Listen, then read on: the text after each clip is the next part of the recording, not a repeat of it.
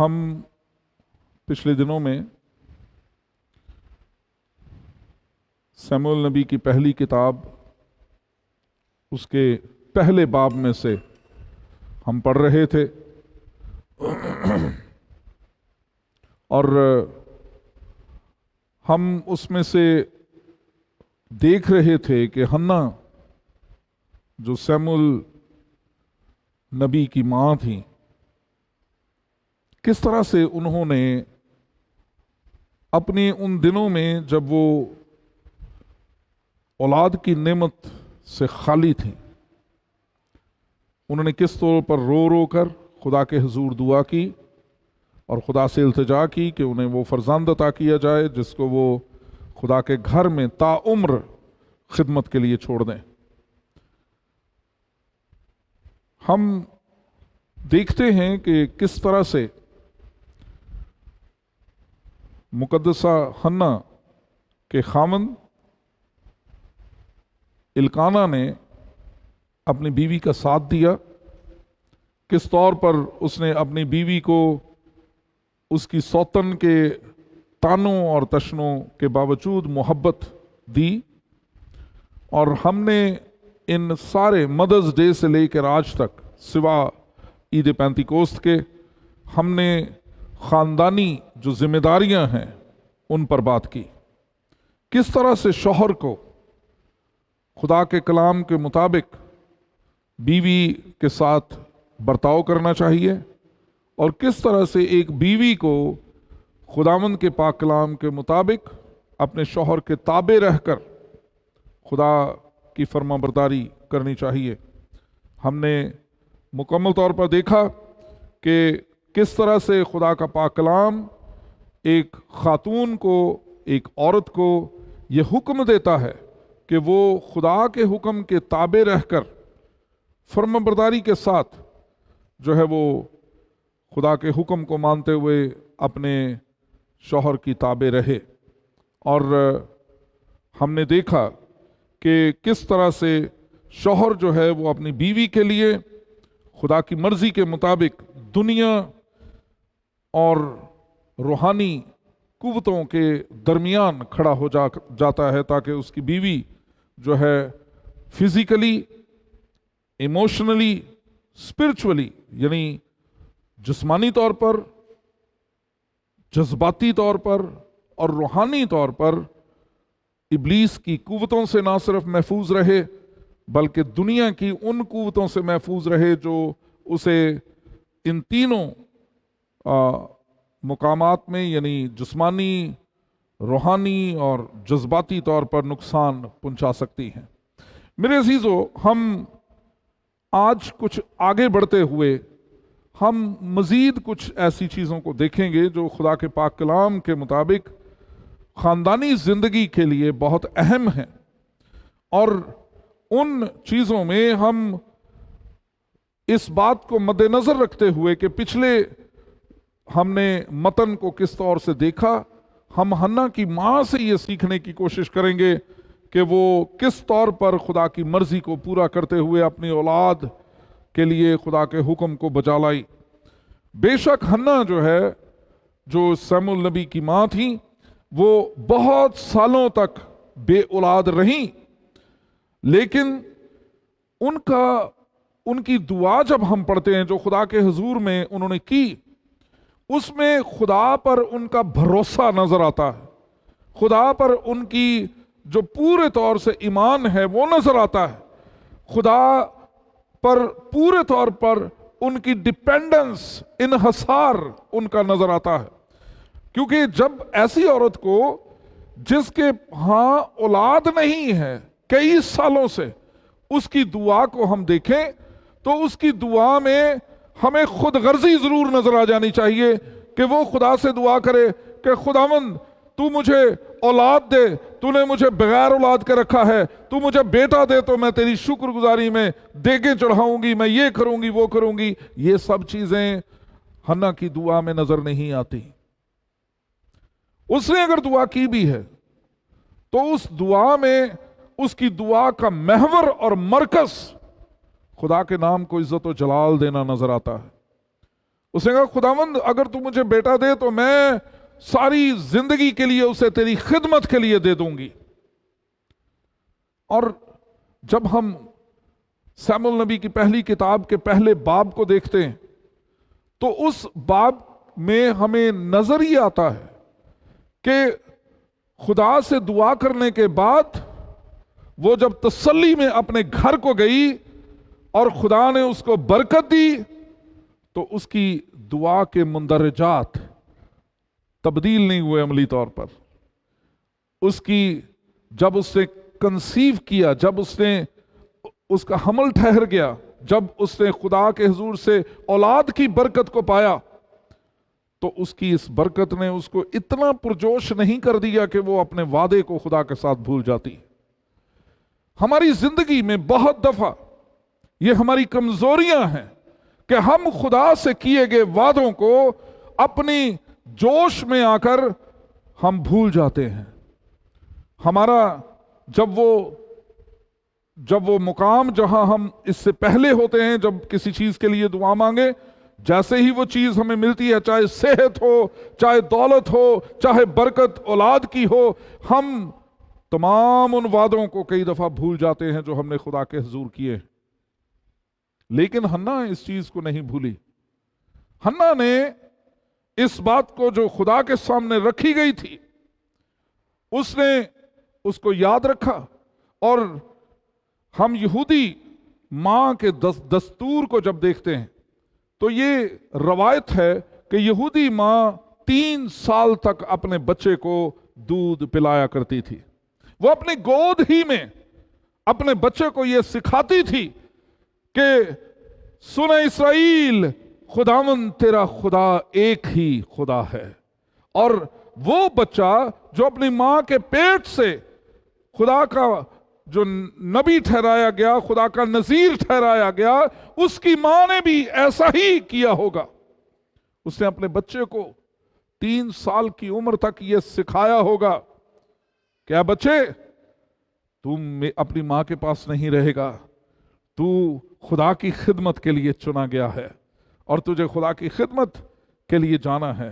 ذرا سوچیں کہ وہ بچہ جو 3 سال کی عمر کا ہو، اور اگر 3 سال سے 1 سال آگے بھی بڑھا لیں، 4 سال کی عمر کا ہو، تب بھی ماں سے چمٹ کر سونا اس بچے کا ہیومن رائٹ ہے۔ لیکن خدا کی حضوری میں کیا گیا وعدہ ہیومن رائٹ سے بھی زیادہ اہم ہے۔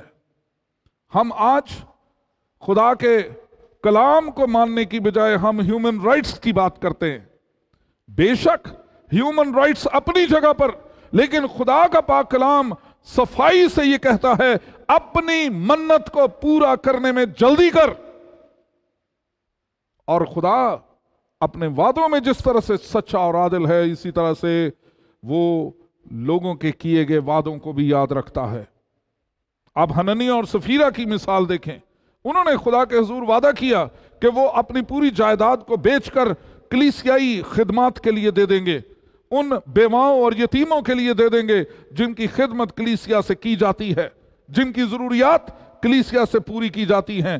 اور جب پیسے ہاتھ میں آئے تو اتنی بڑی رقم کو دیکھ کر ان کا ایمان ڈول گیا، ان کا وعدہ جو ہے وہ دھندلا پڑ گیا، اور جس کا نتیجہ یہ نکلا کہ انہوں نے آدھا رکھ لیا، اور اس گناہ کو جو انہوں نے خدا کے حضور کیا، اس جرم کو جو خدا کے حضور انہوں نے کیا، یہ ان کی موت کی صورت میں انجام ہوا۔ میرے عزیزو، جب ہم حنا کو دیکھتے ہیں تو حنا جو بہت سالوں تک بے اولاد رہی، اس کی اولاد کے نہ ہونے سے اس کا وعدہ دھندلا نہیں پڑا۔ اور میرے عزیزو، جہاں تک اس وعدے کی بات ہے تو خدا کا پاک کلام یہ بتاتا ہے کہ اس وعدے میں وہ اکیلی شامل نہیں تھی، اس وعدے میں اس کا خاوند اس کے ساتھ کھڑا تھا۔ اس کا مطلب یہ ہے کہ مقدسہ حنا نے اپنے خاوند کے ساتھ اس ساری بات کو شیئر کیا۔ کمیونیکیشن پرابلم نہیں تھی، انہوں نے اپنے خاوند کے ساتھ ایک پیج پر کھڑے ہو کر خدا کے اس حکم کو دیکھا، اور آج ہماری دنیا میں میاں اور بیوی کے درمیان سب سے بڑا مسئلہ کمیونیکیشن پرابلم ہے۔ ہم خاوند اور بیوی جو ہیں وہ ایک دوسرے کے ساتھ شیئرنگ نہیں کرتے، دل میں رکھ کر بات کو جو ہے وہ چیو کرتے رہتے ہیں، اور آخرکار بہت سے روحانی گھرانے بھی ایسے معاملات میں بدنظمی کا شکار ہو جاتے ہیں۔ ہم یہاں حنا کو دیکھتے ہیں، جو ہم نے پچھلی دفعہ کا حوالہ پڑھا۔ حنا اپنے خاوند کے ساتھ اس معاملے میں ایک پیج پر تھی، اور ہم نے اس آیت کو پچھلی مرتبہ پڑھا کہ جس میں کہا حنا کے خاوند نے کہ تو جو چاہتی ہے وہ کر، صرف خدا کا کال جو ہے وہ قائم رہے، کہ خدا نے جو تیرا بطن کھولا ہے، خدا نے جو تیرا رحم کھولا ہے، خدا اپنے کال پر کھڑا ہوتے ہوئے اس بطن کو برکت دیے رکھے۔ مطلب یہ تھا، پاک کلام میں لکھا ہے کہ میاں اور بیوی کے لیے کہ تم دونوں برکت کے وارث ہو، اور لکھا ہے کہ دونوں کو ایک دوسرے سے اختلافی طور پر زندگی بسر نہیں کرنی، ایک دوسرے سے جدا جدا ہو کر فیصلے نہیں کرنے، کیونکہ پاک کلام یہ کہتا ہے کہ یہ اس لیے کہا گیا ہے کہ تمہاری دعائیں رک نہ جائیں۔ ہم بہت دفعہ میاں اور بیوی بالکل علیحدہ علیحدہ سوچ میں ہوتے ہیں، اور پھر بھی ہم دعا ایک نقطے پر کرتے ہیں، اور پھر کہتے ہیں کہ ہماری دعائیں نہیں سنی جاتی۔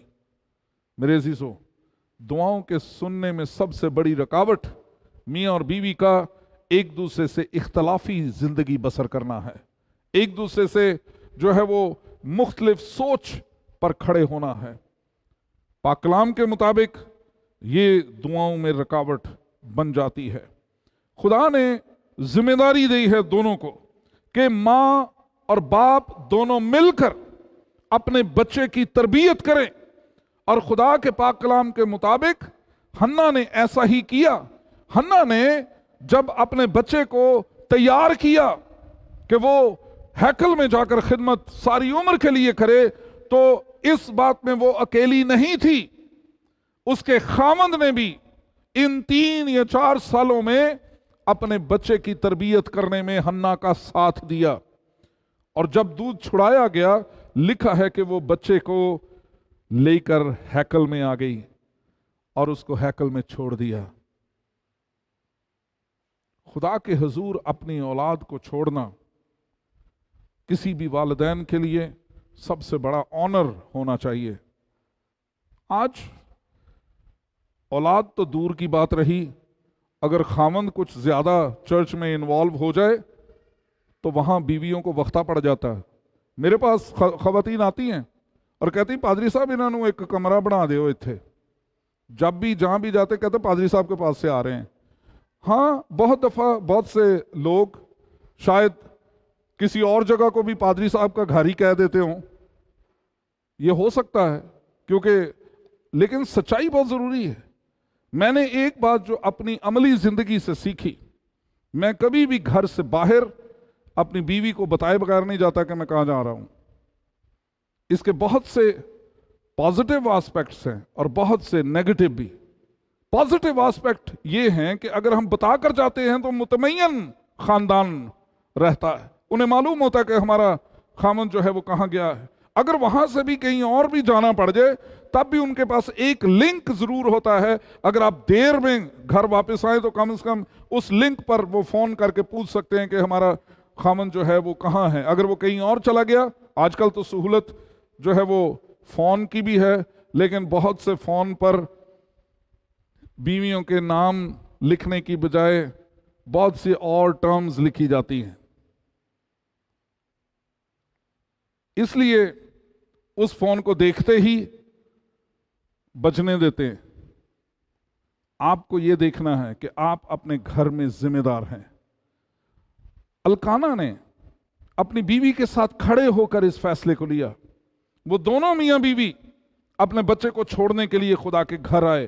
آج جب ہم بات کرتے ہیں کئی والدین سے کہ آپ کو اپنے بچوں کو سنڈے اسکول بھیجنا چاہیے، یہ جی ابھی چھوٹا ہے، یہ جا نہیں سکتا۔ ذرا اس حنا سے سیکھیں، 3 سال کا بچہ رات کے لیے بھی خداوند کے عہد کے صندوق کے پاس سویا ہوتا، خدا کے گھر میں سویا ہوتا ہوگا۔ ماں کی گود کہاں گئی؟ کہاں گئی وہ ماں کی ممتا؟ اس لیے کہ جب خدا اہم ہو جائے، خدا پہلا درجہ زندگی میں پا جائے، تو پھر دنیا کی ساری چیزیں خدا کے سامنے نیچی ہو جاتی ہیں، اور برکت بھی وہی ہے۔ پاک کلام میں لکھا ہے کہ خدا نے صرف اس بات پر بس نہیں کیا، خدا نے صرف اس بات کو نہیں دیکھا، بلکہ خدا کا پاک کلام یہ کہتا ہے کہ خدا نے اس بچے کے بعد حنا کو اور بھی بیٹے اور بیٹیوں سے نوازا۔ ایک بچے نے خدا کی برکت کو حنا کے جسم کا حصہ بنا دیا۔ اب وہ عورت جس کے ہاں اولاد ہی نہیں تھی، وہ خدا کے حکم کو پورا کرنے کے سبب سے وہ بہت سے بچوں کی ماں بن گئی۔ میرے عزیزو، خدا اپنے وعدوں میں سچا اور عادل ہے۔ ہم جب خدا کے ان وعدوں کو دیکھتے ہیں تو پاک کلام یہ کہتا ہے کہ جب ہم اپنی کمٹمنٹ پر پورا اترتے ہیں، خدا کے ساتھ وعدوں پر پورا اترتے ہیں، تو خدا ہمیں اولاد کی برکت نہ صرف دیتا ہے، بلکہ ہماری برکتوں پر برکتیں بڑھتی چلی جاتی ہیں۔ یہاں بہت سے لوگ مجھے کہتے ہیں ہم اس چرچ میں جب سے آ رہے ہیں خدا نے ہمیں برکتوں سے معمور کر رکھا۔ کیوں؟ کیونکہ اس چرچ میں آپ کو خدا کو جلال دینے کی تعلیم دی جاتی ہے۔ یہاں اس چرچ میں آپ کا رخ، آپ کا چہرہ کسی شخص کی طرف نہیں بلکہ خدا کی طرف لگانے کے لیے التجا کی جاتی ہے۔ یہاں آپ کو تعلیم دی جاتی ہے کہ آپ صرف خدا کو اپنی زندگی میں جلال دیں۔ میں ہمیشہ یہ کہتا ہوں کہ جب آپ خدا کے حضور جھکنا سیکھ جائیں تو بہت سے دروازوں پر سجدہ کرنے سے آپ بچ جائیں گے۔ صرف خدا کے حضور جھکیں، خدا کے حضور سجدہ کریں، اور یاد رکھیں کہ خدا کی یہ پریولیج ہے، خدا کا یہ بڑا فضل ہے کہ آپ اور میں والدین بن کر بچوں کو تربیت کرنے کے لیے نامزد کیے گئے ہیں۔ خدا نے والدین ہوتے ہوئے اپنی نعمت کو ہمارے ساتھ شیئر کیا ہے۔ خدا کا پاک کلام جب ہم پیدائش کی کتاب کو دیکھتے ہیں تو پیدائش کی کتاب میں لکھا ہے خدا نے انسان کو اپنی صورت اور شبیہ پر بنایا، اور پھر جب 5واں باب پڑھتے ہیں تو 5ویں باب میں ان کو نر و ناری پیدا کیا۔ یہ 2 حوالوں میں، 1:27 اور 5 کی پہلی 2 آیتوں میں، دونوں جگہ پر ہم دیکھتے ہیں کہ خدا نے ان دونوں کو، نر و ناری کو، آدم قرار دیا، آدم کہا۔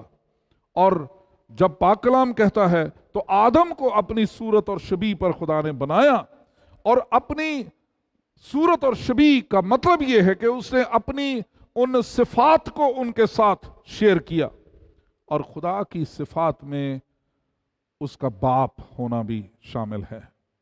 اس کا مطلب یہ ہے کہ جب ہم ماں یا باپ بنتے ہیں تو ہم دراصل خدا کی صورت اور شبیہ پر ہونے کے سبب اس آفس کو شیئر کرتے ہیں، اس پوزیشن کو شیئر کرتے ہیں، اس نعمت کو اپنے زندگی میں دیکھتے ہیں جو اس نے ہمیں دی ہے۔ جب میں پہلی دفعہ باپ بنا تو میں نے باپ بننے کے بعد خدا کی جس حیثیت کو باپ ہونے کی پہچانا، اس سے پہلے اس پہچان کو نہیں پایا۔ مجھے معلوم ہوا کہ باپ کا کردار کیا ہے، اور خدا باپ جو ہے اس کے پاک کلام میں تربیت کرنے کے لیے جو ہے وہ میاں اور بیوی دونوں کو ذمہ داری دی گئی ہے، باپ ہونے اور ماں ہونے کی۔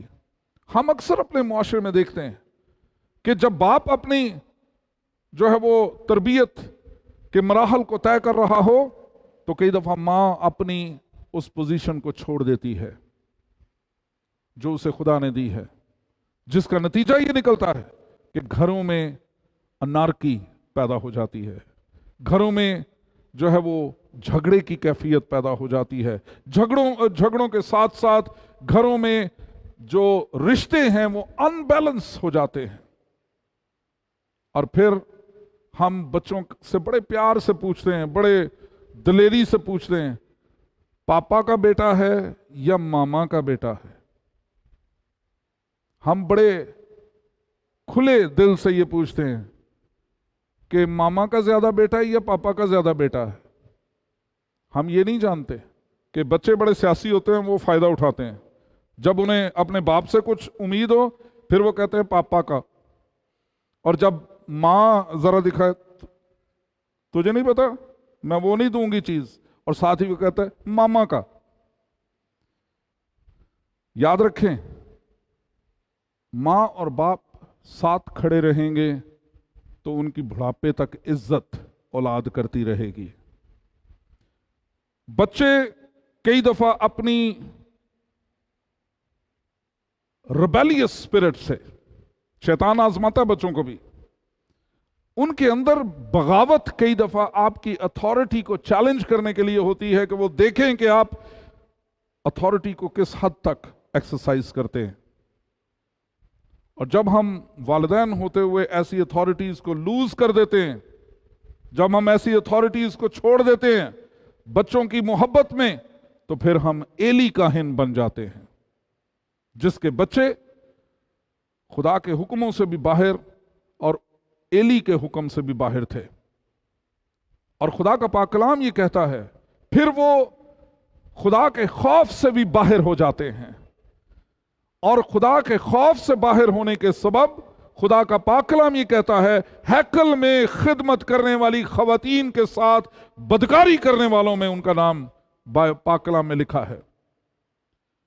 جب ہم اپنے بچوں کی تربیت کو چھوڑ دیتے ہیں، جب ہم اپنے بچوں کو لپ ہولز اپنی ذات میں دے دیتے ہیں، تو پھر ہمارے بچے اس اختیار کے تابع نہیں رہتے اور وہ والدین کے اختیارات کو چیلنج کرتے ہیں۔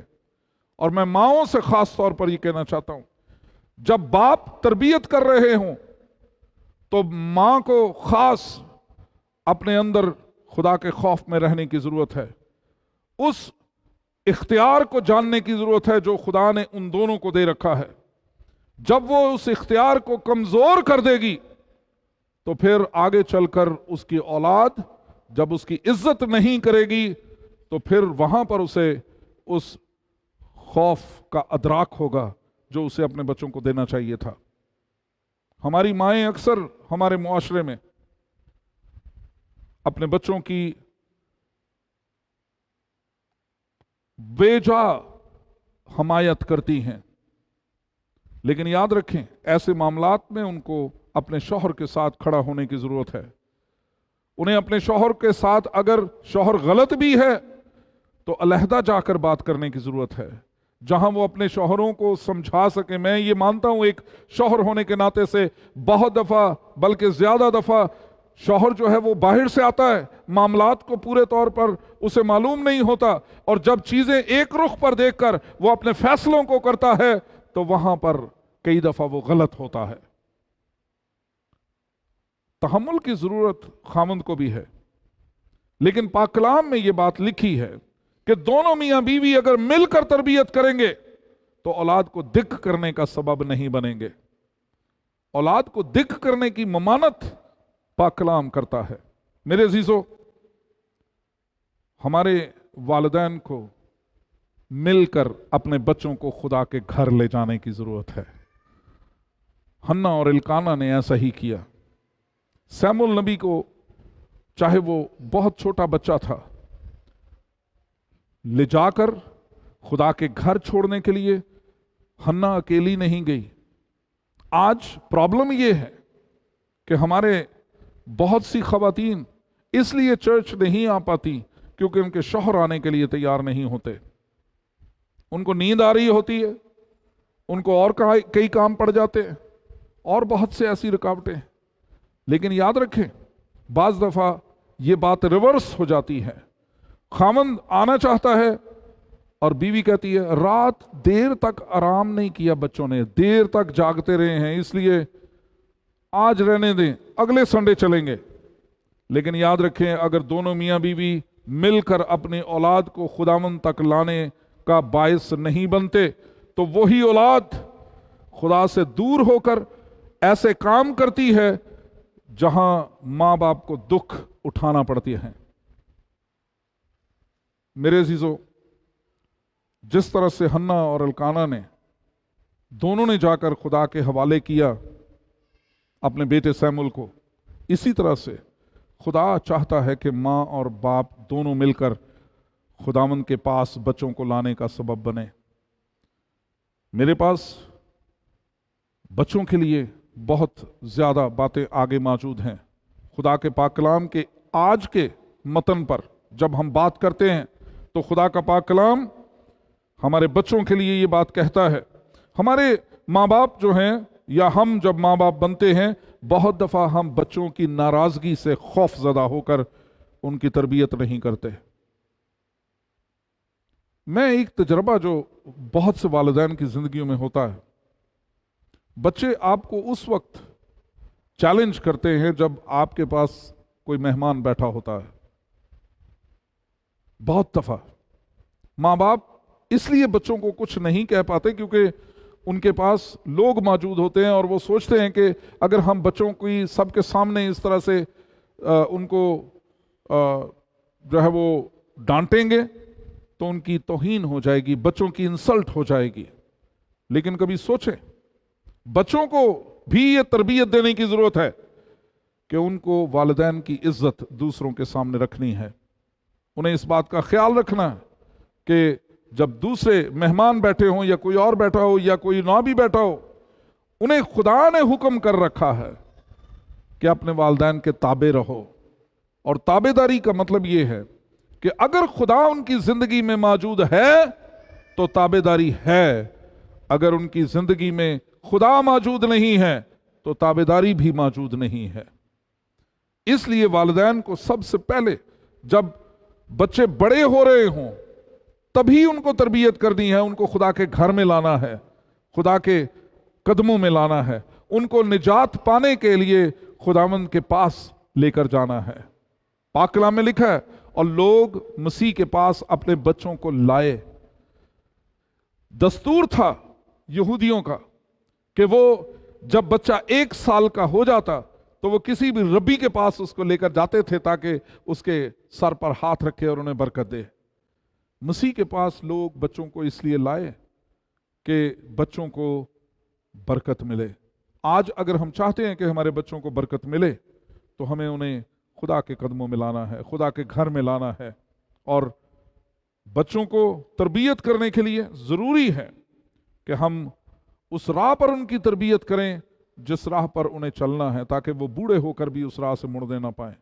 خدا کے پاک کلام کا فیصلہ ہے۔ اس لیے جہاں تک تربیت کی بات ہے، بچے کئی دفعہ والدین کی تربیت سے نالاں ہوتے ہیں، وہ سوچتے ہیں کہ یہ ہمارے خلاف ہو گئے ہیں، لیکن پاک کلام یہ کہتا ہے کہ اے میرے بیٹے، اگر تو میری باتوں کو قبول کرے اور میرے فرمان کو نگاہ میں رکھے، ایسا کہ تو حکمت کی طرف کان لگائے اور فہم سے دل لگائے، بلکہ اگر تو عقل کو پکارے اور فہم کے لیے آواز بلند کرے اور اس کو ایسے ڈھونڈے جیسے چاندی کو، اور اس کی ایسی تلاش کرے جیسی پوشیدہ خزانوں کی، تو بڑا خاص جملہ ہے، تب تو خداوند کے خوف کو سمجھے گا اور خدا کی معرفت کو حاصل کرے گا۔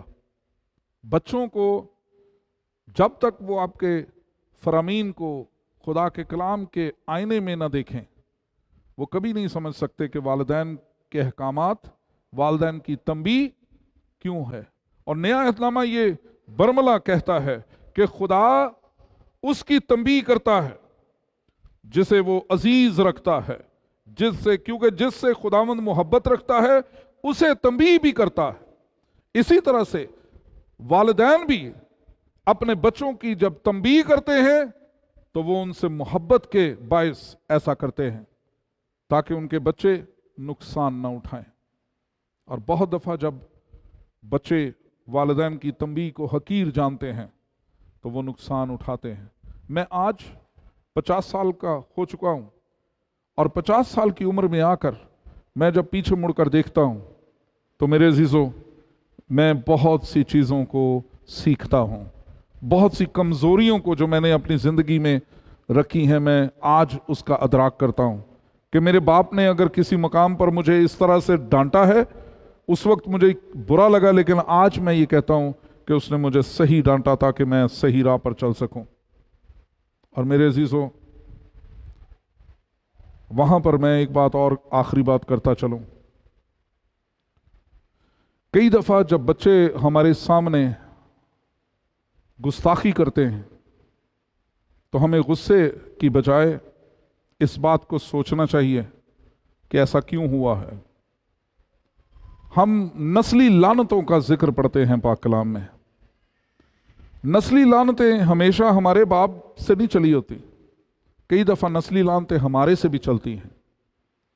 हमने कहीं जब हमारा बेटा हमसे गुस्ताखी करे, बेटी गुस्ताखी करे, वहाँ पर सोचने की ज़रूरत है कि कहीं हमने अपनी जवानी में अपने माँ बाप के साथ गुस्ताखी तो नहीं की। कभी जब मेरा बेटा स्टबॉर्न होता है, जब मेरा बेटा सख्त, वो 19 साल का खड़ा हो जाता है, किसी बात में स्टबॉर्न हो जाता है, तो मैं हमेशा उस वक्त उन लम्हों के बाद सोचता हूँ और फिर मैं मुआफ़ी मांगता हूँ खुदा से, खुदावंद, मैंने जहाँ भी अपने बाप से गुस्ताखी की है, जहाँ भी मैंने अपने बाप के सामने रिटेलिएट किया है, मुझे मुआफ़ कर। और हम कभी नहीं चाहते, हमें रोकना है यहीं पर। अपनी औलाद की गुस्ताखियों के बाद इस जगह पर रोकना है नस्ली लानत को, और उसके रोकने का एक बड़ा तरीका यह है, हम उसी वक्त खुदा के कदमों में आकर झुक जाएं और खुदा से मुआफ़ी मांगे, खुदावंद, मैंने जो गुस्ताखी अपने बाप के साथ उस वक्त की जब मैं जवान था, खुदावंद मुझे मुआफ़ कर और मेरी औलाद को ताबेदारी की रूह में चलने का फजल दे। उस वक्त मुझे अपने आप को देखने की जरूरत है, जो हम कभी नहीं देखते, हम कभी नहीं सोचते।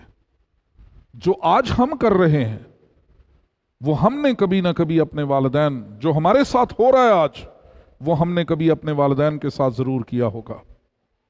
सोचें, और आज इस सोच को आपके साथ भेजना चाहता हूं। दुआ कीजिए, खुदा से मुआफ़ी मांगिए अपनी नस्ली लानतों को ख़त्म करने के लिए, ताकि आपने जो कुछ किया है वो आपसे आगे बढ़कर आपकी औलाद के हिस्से में ना आए। याद रखें, जब आपने वालिदैन के साथ बुरा किया है, आपके औलाद आपके साथ बुरा करती है, तो ये सिलसिला आगे बढ़ेगा और आपकी औलाद की औलाद भी कल को उनके सामने गुस्ताखी करेगी। अगर आप नहीं चाहते कि आपके पोते या आपके नवासे या नवासियां, पोतियां आपके बच्चों के सामने गुस्ताखी करें, आपके बच्चों के सामने जो है वो खड़े हो जाएं, तो आपको अपने आप को खुदा के तख्त के सामने लाकर मुआफ़ी मांगने की ज़रूरत है, ताकि वालिदैन होते हुए आप नस्ली लानत को वहीं पर काट डालें यीशु के लहू से। और खुदा ऐसा कर सकता है, खुदा ऐसा कर सकता है। अपनी औलाद को रोज़ाना खुदा के हाथों में दें, अपनी औलाद के लिए रोज़ाना दुआ मांगें, अपनी औलाद से पहले अपने लिए दुआ मांगें, अपने लिए मुआफ़ी मांगें खुदा से, और फिर आप देखेंगे तब्दीली कैसे आएगी।